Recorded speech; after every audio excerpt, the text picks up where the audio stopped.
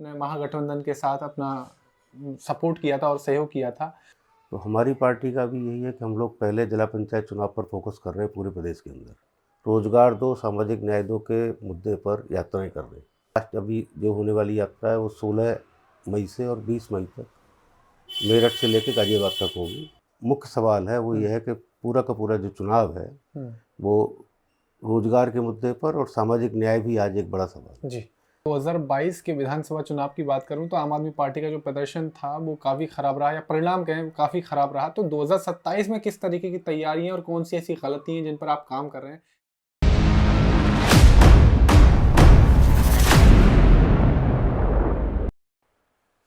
उत्तर प्रदेश में विधानसभा चुनाव 2027 अब नजदीक है। चुनाव का जो बिगुल है वो बज चुका है और इसी के साथ सभी पार्टी, चाहे वो भारतीय जनता पार्टी हो, बसपा हो, सपा हो या फिर आम आदमी पार्टी हो, अपनी तैयारी तेज शुरू कर चुकी है। अगर हम बात करें मथुरा की, तो मथुरा में 5 विधानसभा सीट हैं और जो कि एक अहम भूमिका निभाती है। आम आदमी पार्टी इन 5 विधानसभा सीट के लिए क्या तैयारी कर रही है, इस सभी बातों पर चर्चा करने के लिए आज हमारे साथ आम आदमी पार्टी के वरिष्ठ नेता रवि भारद्वाज जी हैं, जिनसे हम जानकारी करेंगे कि किस तरीके की आम आदमी पार्टी मथुरा में और इसी के साथ उत्तर प्रदेश में तैयारी कर रही है। तो सर, शुरुआत करें तो जिस तरीके से अगर पहले चुनाव की बात करें तो आपने महागठबंधन के साथ अपना सपोर्ट किया था और सहयोग किया था। तो इस बार क्या विचार कर रहे हैं आप? सबसे पहले तो आपके दर्शकों को नमस्कार। जी। हमारी जो तैयारी है विधानसभा चुनाव से पहले, अभी उत्तर प्रदेश के अंदर जिला पंचायत का चुनाव होना है, और जिला पंचायत का चुनाव ज़मीन तय करेगा सारी राजनीतिक पार्टियों की कि उनकी ज़मीनी हकीकत क्या है, वो किस स्तर पर अपनी ताकत पैदा कर पाए हैं। तो हमारी पार्टी का भी यही है कि हम लोग पहले जिला पंचायत चुनाव पर फोकस कर रहे हैं पूरे प्रदेश के अंदर, और जनता के अंदर जो असली मुद्दे हैं उनको लेकर के हमारे राष्ट्रीय प्रवक्ता हैं और आम आदमी पार्टी के सांसद हैं, उत्तर प्रदेश के प्रभारी हैं माननीय संजय सिंह जी, वो लगातार रोजगार दो, सामाजिक न्याय दो के मुद्दे पर यात्राएं कर रहे हैं। अभी 3 यात्राएं हमारी पहले हो चुकी हैं। अभी लास्ट में हमारी अभी जो होने वाली यात्रा है वो 16 मई से और 20 मई तक मेरठ से लेकर गाजियाबाद तक होगी। इसमें रोजगार दो और सामाजिक न्याय दो का मुद्दा रहेगा, और हम समझते हैं कि तमाम जो राजनीतिक पार्टियां हैं वो अपने असली एजेंडे से विमुख हो चुकी हैं। इस वक्त जो सबसे बड़ा सवाल है देश के नौजवान के सामने, वो रोजगार का सवाल है, और जिस तरह से हमारे देश की पूरी आर्थिक व्यवस्था चरमरा रही है, इसका सारा का सारा असर पड़ता है रोजगार के ऊपर। और रोजगार नहीं है तो फिर तो आप समझ सकते हो कि सारी समस्याएं अपनी जगह रह जाती हैं। तो हमारा जो मुख्य सवाल है वो यह है कि पूरा का पूरा जो चुनाव है वो रोजगार के मुद्दे पर, और सामाजिक न्याय भी आज एक बड़ा सवाल है। जी। आज़ादी के बाद हमारा जो संविधान भी बन गया, इसके बावजूद भी अभी एक समाज का बहुत बड़ा हिस्सा ऐसा है जो सामाजिक न्याय से वंचित है। आज भी उसके साथ अन्याय होता है। इतने आधुनिक भारत में हम उसके साथ अन्याय हो रहा है, ये अच्छी बात नहीं कही जाएगी एक तरह से। तो उनको न्याय मिलना चाहिए, ये हमारी पार्टी मान के चलती है। साथ के साथ जो बेरोजगार हैं उनको रोजगार की व्यवस्था होनी चाहिए। जी, अगर मैं 2022 के विधानसभा चुनाव की बात करूं तो आम आदमी पार्टी का जो प्रदर्शन था वो काफ़ी ख़राब रहा, या परिणाम कहें काफ़ी ख़राब रहा। तो 2027 में किस तरीके की तैयारियां और कौन सी ऐसी गलती हैं जिन पर आप काम कर रहे हैं ताकि प्रदर्शन और जो परिणाम है वो अच्छा मिले आपको? देखिए, चुनावों में कभी कोई कंपैरिजन नहीं होता। एक पार्टी पहले कभी जीत रही होती है, दूसरे चुनाव में हार रही होती है, तो नहीं इनके कोई पूर्वानुमान होते हैं। विगत जो चुनाव हुआ है 2022 का, उस चुनाव को यदि हम एनालिसिस करेंगे, विश्लेषण करेंगे, तो उसमें साफ दिखाई देता है कि बाइपोलर था। या तो लोग सपा की तरफ चले गए या फिर लोग भाजपा की तरफ चले गए। इसके अलावा और जो राजनीतिक पार्टियां मैदान में थी उनको किसी को भी कुछ नहीं मिला। उसमें आम आदमी पार्टी भी थी, हमेशा स्वीकार करते हैं। तो जब चुनाव बाइपोलर होता है तो जो मुख्य प्रतिद्वंदी होते हैं, सारी जनता का रुझान उधर ही चला जाता है, तो चला गया था। मतलब कहीं ना कहीं आप मान रहे हैं कि उस समय पर एक योगी लहर, मोदी लहर भी थी जो काम कर रही थी, और जो बची हुई लोग थे वो सपा की उत्तर तरफ। प्रदेश में तो योगी मोदी लहर ने काम नहीं किया था। यदि योगी मोदी लहर ने काम किया होता तो अखिलेश की सीटें नहीं बढ़ी होती। तो कहीं ना कहीं वो लहर कुंद हुई, हम तो ये मानते हैं कमज़ोर हुई। और उसके बाद तो चुनाव हुआ है लोकसभा का। लोकसभा में भी दोनों की लहर नहीं चली है। तो उत्तर प्रदेश के अंदर जो राजनीतिक हालात हैं वो मुझे नहीं लगता कि योगी मोदी लहर को कहीं जी देख पाएंगे, ऐसा होने वाला नहीं है। अगर हम पिछले चुनावों की बात करें तो आप महागठबंधन के साथ गए थे और आपने कहा था कि जो कैंडिडेट मिलकर खड़ा करेंगे वहीं साथ रहेंगे। इस बार क्या विचार कर रहे हैं? क्या आप अपने खुद के जो 5 कैंडिडेट हैं, 5 विधानसभा सीट हैं, वो उतारेंगे या फिर क्या करेंगे? देखिए, ये सारे सवाल शीर्ष नेतृत्व के हैं, लेकिन मैं महागठबंधन की बात करूंगा तो उसमें हमारे शीर्ष नेतृत्व का कहना यह है कि महागठबंधन जो था वो लोकसभा चुनाव के लिए था। अभी विधानसभा चुनाव के बारे में कोई राय नहीं है। जी अच्छा, इसी के साथ अगर हम बात करें, जैसे पंजाब के अभी चुनाव है वो भी नज़दीक है, लेकिन अगर आपके अंदर की पार्टी करें, अगर रिसेंट घटना की बात करें तो राघव चड्ढा और उनको मिलाकर 7 सांसद जो हैं वो आपकी पार्टी को छोड़कर बीजेपी में शामिल हो गए। तो क्या कहीं इसी तरीके के जो परिणाम है हमें विधानसभा चुनाव में तो देखने को नहीं मिलेंगे? कहीं कहीं आपके पार्टी के ही लोग आपसे दगा करके और बीजेपी में शामिल हो जाएं? देखिए, ये जो गए हैं ना, इनमें से एक भी पब्लिक लीडर नहीं है। पब्लिक लीडर उसे माना जाता है जो जनता से चुन के आता है। ये सातों के सातों राज्यसभा के लोग थे जिनको पार्टी चुनती है, जनता नहीं चुनती। तो ये बेआधार के लोग हैं। पंजाब के चुनाव में इनका कोई असर पड़ने वाला नहीं है। इनकी कोई अपनी ऐसी पहचान नहीं है जो प्रभावित करती हो पंजाब के अंदर। इनका कोई ऐसा काम नहीं है जो जनता इनके प्रति कहीं लामबंद हो जाएगी।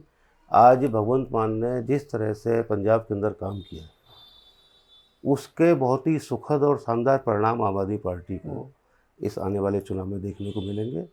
लोग कल्पना नहीं करते थे जिस तरह का काम उसने किया। विधायकों को 4-4, 5-5 पेंशन मिल रही थी। पूरे देश भर में तमाम राजनीतिक पार्टियां हैं। क्या कभी किसी ने सोचा कि जनता को तो 2 वक्त का खाना नहीं मिल रहा, हम 5 बार की पेंशन ले रहे हैं? ये बेशर्मी की बात थी। इसको ख़त्म करने का काम भगवंत मान ने ही किया। वहाँ इंश्योरेंस का काम जो किया किसानों के लिए भगवंत मान ने किया। जो हेल्थ का सवाल है, उस हेल्थ के सवाल पर जितना आगे बढ़ के भगवंत मान ने काम किया, कंपेयर तो करो ना। यूपी में क्या कर रहे हैं योगी जी? खाली बात बना रहे हैं, जनता को दे क्या रहे हैं? अभी नहीं, वो तो अगर योगी जी की बात करें वो तो कहते हैं भ्रष्टाचार मुक्त किया और सबसे बड़ी बात कहाँ किया? तो शासन और जिस सारे पुल गिर रहे हैं, सारी सड़कें, अरे भाई सारे पुल गिर रहे हैं इनके, सारी सड़कें उखड़ रही हैं, है ना। ये भ्रष्टाचार हमारे, आप छोड़िए, मैं पूरे देश की या प्रदेश की बात नहीं करूं। मथुरा में बाद गांव के पास पुल बना जी, उद्घाटन से पहले उखड़ गया। यदि यही विकास है तो फिर तो भाजपा को मुबारक। वो कहते हैं ना कि देखिए जिस तरीके से सपा सरकार ने खोखला किया तो उन्हीं के अधिकारी हैं। दो सवालों पर सबसे ज्यादा भाजपा की सरकार का फेल्योर है। मैं कहूँगा भ्रष्टाचार के मुद्दे पर ही 100% फेल हुए। और दूसरा जो अपराध है उत्तर प्रदेश के अंदर, आज उत्तर प्रदेश पूरे देश का सबसे बड़ा अपराधग्रस्त प्रदेश है। ये मैं नहीं, अरे नहीं, उनके कहने, उन्हीं वही तो कह रहे हैं। एनसीआरबी के जो आंकड़े वो मेरे नहीं है, ये खुद उन्हीं के आंकड़े कह रहे हैं कि उत्तर प्रदेश नंबर 1 है कायम है अपराधों में। अच्छा। और खास करके यदि इसको और ज्यादा देखोगे, जहां ये महिला सुरक्षा की बात करती है, बेटी बचाओ की बात करते हैं, सबसे ज्यादा असुरक्षित बेटियां इनके नेताओं से हैं। सबसे ज्यादा असुरक्षित महिलाएं उत्तर प्रदेश के अंदर भारतीय जनता पार्टी के शासन में है, योगी जी के शासन में सबसे ज़्यादा असुरक्षित। और ये मैं नहीं कहता हूँ, ये इन्हीं की सरकार के एनसीआरबी के आंकड़े कहते हैं। ये अपने ही आंकड़ों को नहीं मान रहे।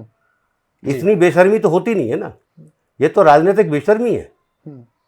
अगर मैं देखिए अभी बात करूं हाल ही के चुनाव की, जैसे 5 राज्यों में चुनाव हुए और खासकर अगर जीत की बात करें, एक बम्पर जीत पश्चिम बंगाल, एक इतिहास रचा, आसाम में भी तीसरी बार जीती है। तो उसके बाद एक कहीं ना कहीं पार्टी का और कार्यकर्ता का हौसला बुलंद होता है और अब अगला टारगेट पंजाब और उत्तर प्रदेश है।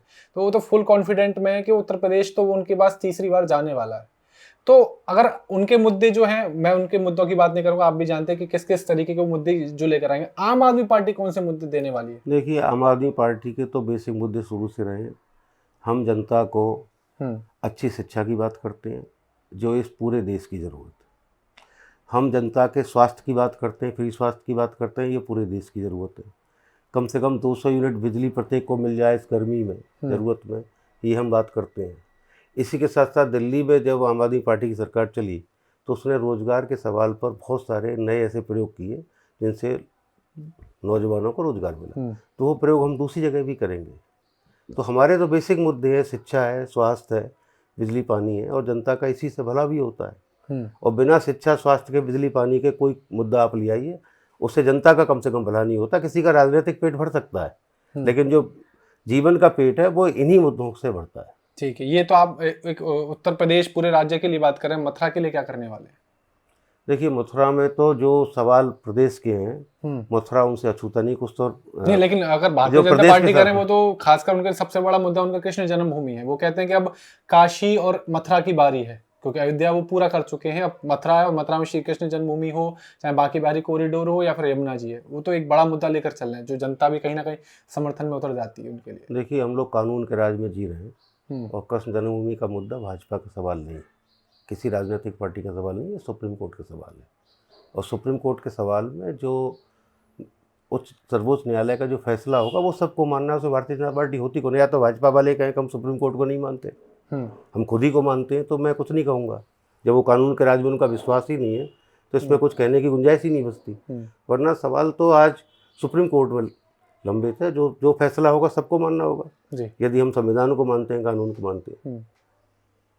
ठीक है, मतलब आप ये कह रहे हैं कि जो मुद्दे आप उत्तर प्रदेश में लेकर आ रहे हैं वही मुद्दे लेकर आएंगे, और कहीं ना कहीं जो भारतीय जनता पार्टी है वो मुख्य मुद्दे की जगह पर ऐसे मुद्दों का इस्तेमाल करती है जो कहीं ना कहीं उनके हक में नहीं है या फिर सुप्रीम कोर्ट के अंडर में आते हैं। आज तक भारतीय जनता पार्टी का एक भी मुद्दा आम जनता के हित में नहीं। लेकिन फिर सरकार देखिए, कैसे सवाल होता है, आप यदि जनता के पैमाने पर देखेंगे, सबसे बड़ा सवाल होता है रोजगार का।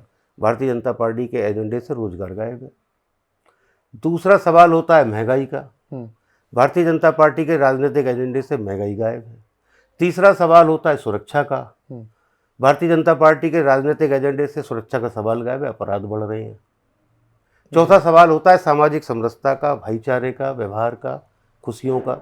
ये नफरत पैदा करने के अलावा दूसरा कोई काम नहीं करते, समाज को भी तोड़ने का काम करते हैं। तो इनका एक भी मुद्दा ऐसा नहीं है जो देश की जनता के हित में होता हो।